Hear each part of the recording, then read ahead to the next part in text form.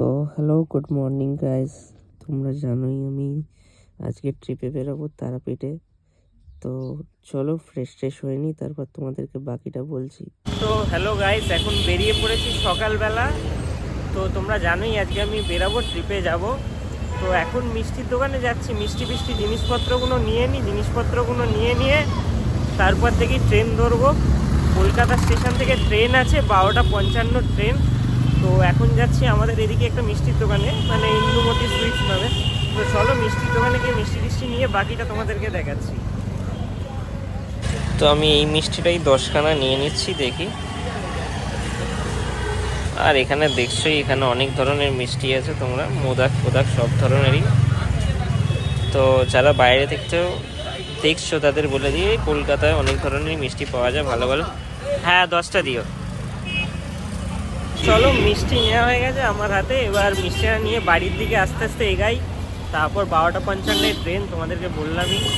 তারপর বেরিয়ে সব কিছু গুছিয়ে বেরিয়ে তোমাদেরকে বলছি। মোটামুটি গোছানো অলরেডি কালকে সব হয়ে গেছে। তো জিনিসপত্রগুলো সব মোটামুটি আরেকবার চেক করে নিই, তারপর বেরিয়ে তোমাদেরকে বাকিটা বলছি। তোমরা দেখতে পাচ্ছ অলরেডি ক্যাব মেরে দিয়েছি, ক্যাব আসছে। ঘড়িতে বাজে 12:04। তো ক্যাবে উঠি, মোটামুটি এসেই গেছে। ক্যাব এলে ক্যাবে উঠি, তারপর তোমাদেরকে বাকিটা বলছি।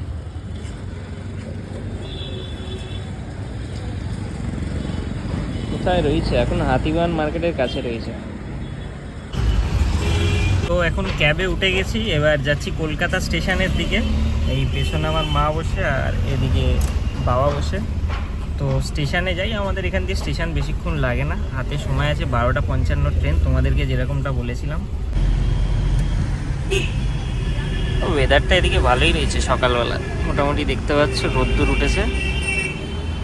আর এদিকে খান্নার এদিকে কিন্তু তোমাদের সব বাইকের দোকানগুলো রয়েছে, এখানে অনেকেই বাইকের সব কিছু সারাতে আসে।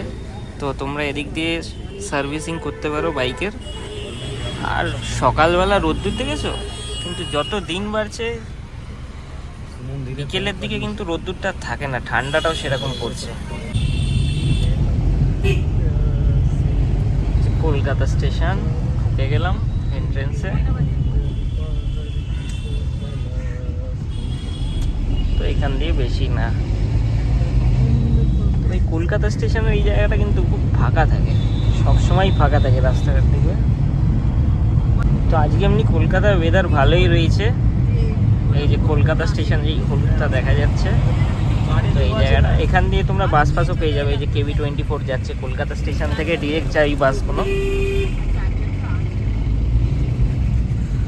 তো চলো এসেই গেছি মোটামুটি স্টেশনের সামনে।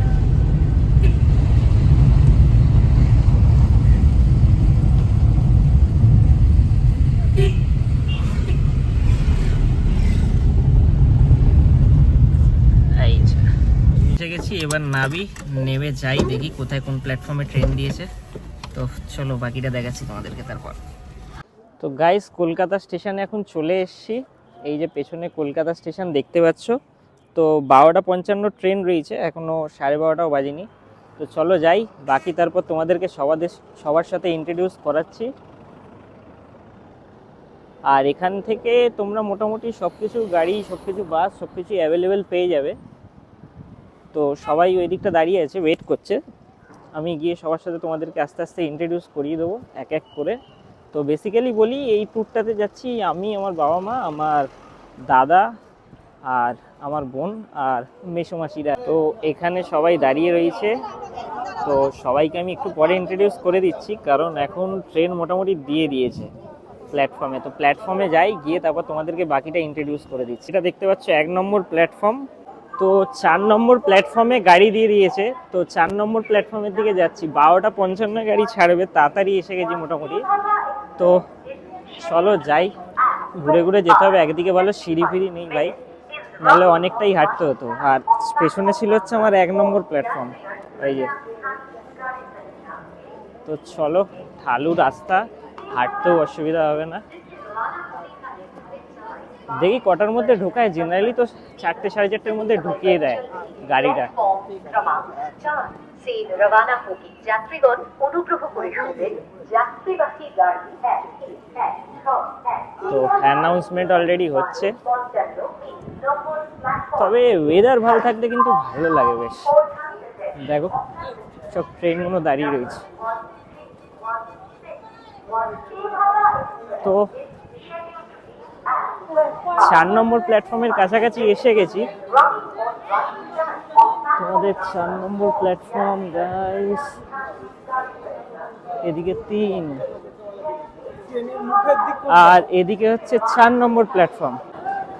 ভিড়টা জাস্ট দেখো, মানে লেভেলের ভিড় পুরো। কি রে, ওরা কোথায় গেল রে? এখনো তো আসছে না। ফোন কর। ঠিক আছে, তুই এগা, নাহলে এগা, আমি এখানটা দাঁড়াচ্ছি। তো ওটা হচ্ছে আমার দাদা ছিল, ইন্ট্রোডিউস পরে করে দিচ্ছি, তোমরা ভিডিওটা দেখো। তো এটা আমার পেছনে আমার বোন, ওর নাম রিকু, ইন্ট্রোডিউস করে দিলাম। হ্যালো করে দে সবাইকে। তো এসে গেছি 4 নম্বর। চাপ নেই, কিছুই কাটাকুটি এখানে যাবে না, সব লগে গাইস সব কিছুই আসবে। তো এদিক দিয়ে একটা ট্রেন বেরিয়ে গেছে। তো D3-তে রয়েছে একদম সামনে, প্রচুর হাঁটতে হবে। এই যে পেছনে সবাই আসছে। তো চলো আমি একটু হাঁটার স্পিড বাড়িয়ে এগাই। এই যে সামনে দেখছো মেশো যাচ্ছে, তার আগে আমার দাদা। চলো যাই, মোটামুটি এসেছি হচ্ছে B3।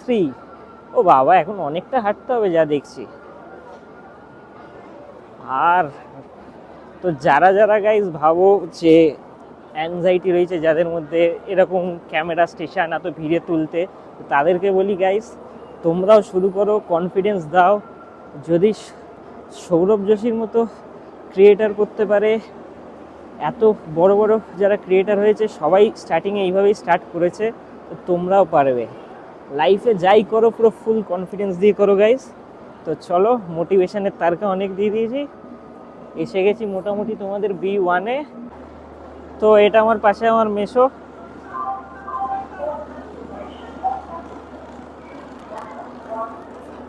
হাসি দিয়ে বুঝতে পারছো, মানে দেখে হাসি চলে আসবে পুরো।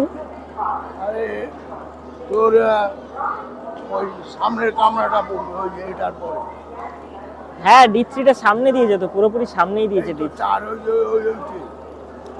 এবারে ট্রেনটা এত এগিয়ে দিয়েছে, প্রতিবারে এত এগায় না, মোটামুটি সামনের দিকে। এই কামরাটা। হ্যাঁ, এটা D3 নাকি? এটা মনে হচ্ছে, হ্যাঁ হ্যাঁ এটাই D3। বললাম না। তো D3-তে এসে গেছি, এই যে পেছনে এই কামরাটাই D3 দেখতে পাচ্ছ। তো চলো ট্রেনে উঠি, তারপর বাকিটা তোমাদেরকে বলছি, আর আস্তে আস্তে আরো বাকি সবার সাথে ইন্ট্রোডিউস করছি। জানি একটু ইন্ট্রোডাকশনটা একটু অন্য ধরনের হয়ে গেল।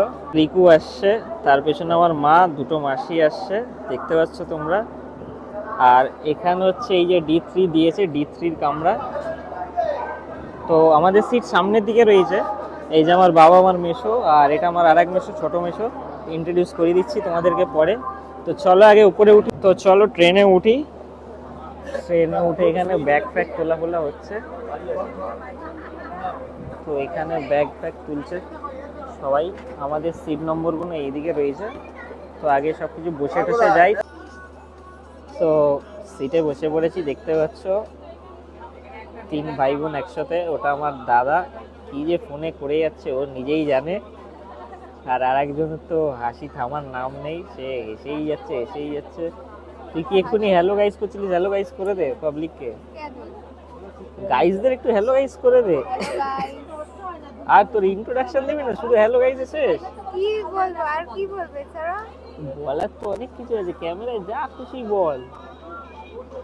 আমাকে ভাবে দেখা দিলে কি হলো, খাবি নাকি? আমাকে খেয়ে ফেলবি নাকি? কেউ মারবে না গাইস, তোমরা কি ওদেরকে মারবে? আর একজন তো ভিডিওই দেখে যায়, ওর ভিডিও দেখে যেটা কোনো কাজ নেই। এই যে সানগ্লাস হয়ে গেল। তো ঘড়িতে 12:50 বেজে গেছে অলরেডি। আর 5 মিনিট মতো বাকি ছাড়তে ট্রেন। তো ট্রেন ছাড়ুক, আর বাকি আস্তে আস্তে সবার সাথে ইন্ট্রোডিউস করে দিচ্ছি। তো ট্রেন ছেড়ে দিয়েছে কলকাতা স্টেশন থেকে। তো বাই বাই কলকাতা। এখানে ডোগেশ ভাইগুলো শুয়ে আছে, ওই যে ডোগেশ ভাই। তো ওদিকে বসে রয়েছে আমার ছোট মেশো, ওই যে। আর এদিকে বাবা, আর এদিকে তো তুমি জানোই, দেখেইছো এর আগে। আর এদিকে তারপর রয়েছে হচ্ছে মার মাসি, এদিকে বড় মাসি, আর এদিকে মা। তো সবাই অতটা ক্যামেরা ফ্রেন্ডলি নয়। তো বর্ধমান ঢুকে গেছে এখন, এই যে বর্ধমান ঢুকছে, কিন্তু ট্রেন আছে আধ ঘন্টা লেট। তো এখন রামপুরহাটে এসে গেছি, এবার ট্রেন থেকেও নেমে গেছি। তো চলো বেরিয়ে গাড়ি ধরি, তারপর গাড়ি ধরে তোমাদেরকে বাকিটা দেখাচ্ছি। জন্মের ভিড় এখানটা, জাস্ট দেখো, সেই পরিমাণের ভিড়। তো চলো 1 নম্বর থেকে বেরাবো, 1 নম্বর থেকে বেরিয়ে এখান থেকে অটো ফটো ধরে চলে যাবো। চাপ অবস্থা এখানে, তবে ঠান্ডা কিন্তু আছেই ভালোই। যতটা ভেবেছিলাম ঠান্ডা থাকবে না, সেই তুলনায় ঠান্ডা আছে। চলো নাবি। এদিকে এসকেলেটার বন্ধ, সিঁড়ি দিয়েই নামতে হবে, এটা ওঠার।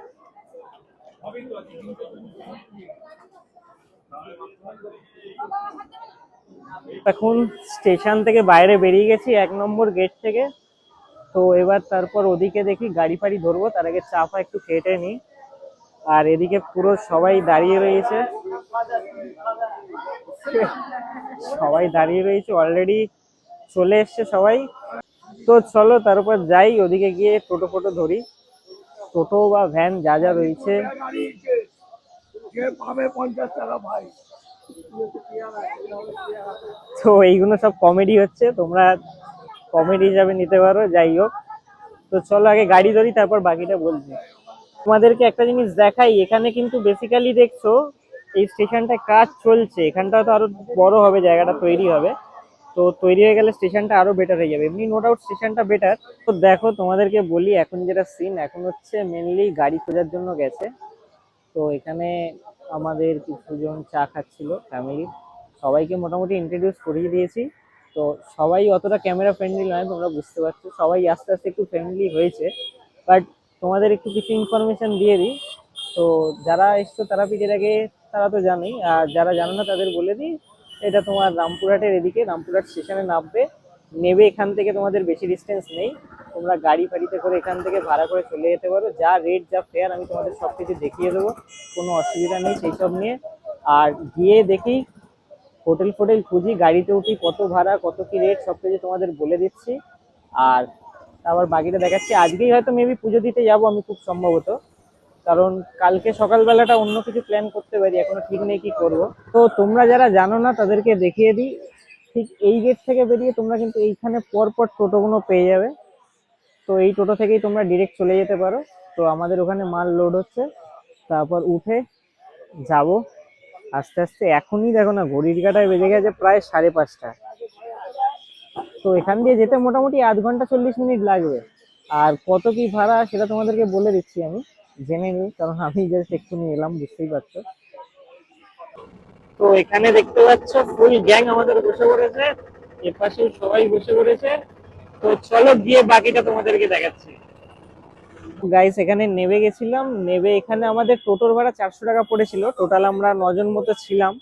তো এখানে অনেকগুলো হোটেল অলরেডি দেখছে, তো আমি এসছি মেসোর সাথেই আশা লজটা দেখতে। তো চলো ভেতরটা যাই, ভেতরটা গিয়ে রুমগুলো দেখি, রুমগুলো দেখে তোমাদেরকে দেখাচ্ছি।